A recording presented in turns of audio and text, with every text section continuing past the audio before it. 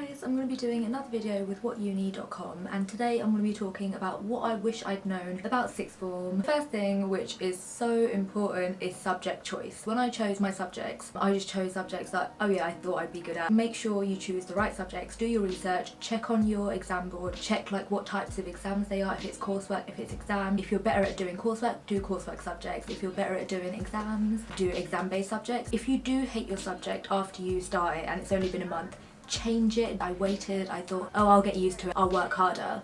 But no, if you really hate the subject, just change it. Better to change early rather than wait it out and then drop stuff, and it just makes it more complicated. Number 2 is start your UCAS stuff early. Over summer I actually started mine. I had like a little plan. With personal statements, it's literally just redrafting and just sending it off after that. So it's better to start your drafts early. If you get it out the way, you can focus on exams and revising for them instead of stressing over your personal statement. Number 3 is probably something that not everyone will agree with. It depends on the subjects you're doing, but I would say don't be scared to do one soft subject. My soft subject was business, and obviously everyone thinks, oh, business is easy, like, you know, why are you doing that? But there is no harm in doing a soft subject. It's easier to get a good grade in it, which makes it easier to get into the uni you want to go to. Obviously if you take all soft subjects, unis will look at that and think, you know what, maybe she's not the right person for that course. But it depends on what course you're doing. If you are doing a course like economics, you don't need to have maths, computing and further maths and all of that.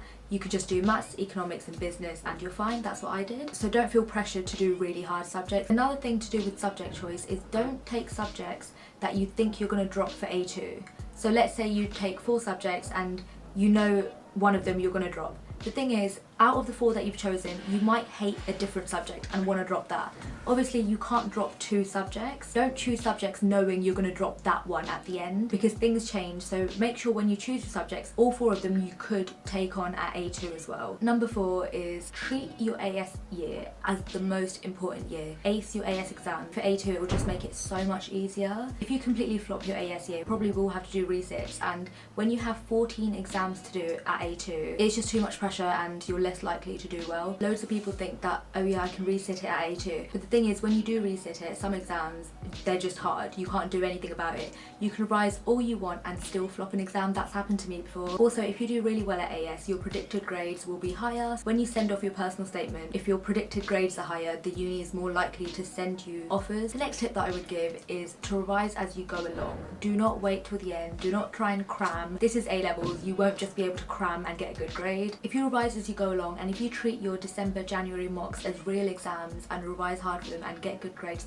then you're set for your exams in June. Just because your exams are in June, don't think, oh yeah, I'm just going to wait until February, March to start revising. Do not wait around. My next regret is not using my free periods efficiently. Don't go home, that's what I used to do. If you stay at school, you might get more work done. The next thing that I wish I'd known before I started sixth form is that class notes are not the only notes you need for exams. It's not enough. Sometimes they do miss things out, and sometimes you do need to go into detail a bit more. So make sure you get the textbook that you need for your subject and write some notes from that and use that to revise. The next thing I wish I'd known is how important being organised is.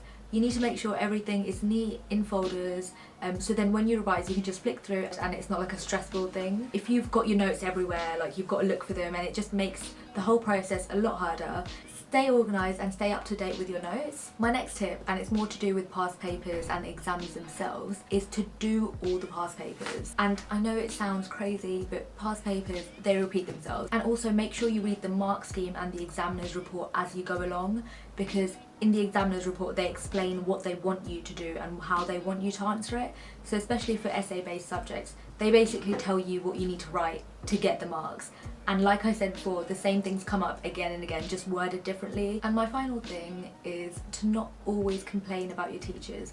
I used to have a teacher that I just thought, do you know what, they're rubbish, I'm failing this subject because of them, and I just used to blame them and stuff. But you're not going to get anything out of that. When it comes to the exams and you fail, you can't blame it on your teacher. It doesn't matter.